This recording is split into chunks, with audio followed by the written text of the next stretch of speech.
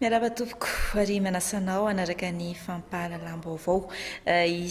Isantarantsika ny maresaka ny resaka kolontsaina no tanterahana omaly ny fomba fanolorana tamin'ny fomba ofisialy ny fivoahan'ny Ady Georges Andriamanantena sy ny tortue endémique de Madagascar novokarin'ny postra malagasy. Mananjara toerana amin'ny fampirobona ny kolontsaina sy ny fampahafantarana ny Madagasikara ireny Ady ireny raha tatry voainy Espérance Fanny Kely.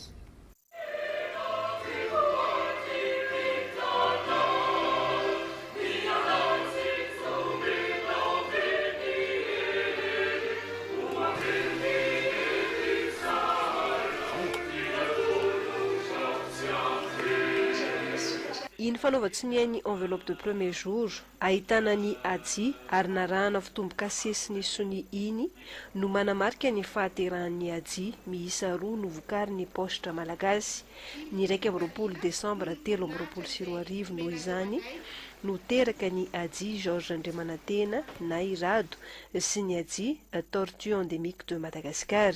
Aorin'izay dia alefa any amin'ny foibe ny postra maneran-tany any Berne Suisse ny satonany amin'ireo Ady roa ireo. Vita ireo dingana ireo izay vao azo amidy ny Ady. Ireo enveloppe de premier jour no siniavana kosa dia ho lasa vague. Sy amin'ny mahavalopy azy intsony ny tahirizana azy eo fa amin'ny maha produit philatélique azy. Ary ihany raha indray azy ka misy ny fotoana hoe tsy manina fatao amidy sy vidina valopy iny fa na ho ray tapisy na ho folo tapisy mety tsy avo vidy ny enveloppe premier jour no siniavintsika teto androany.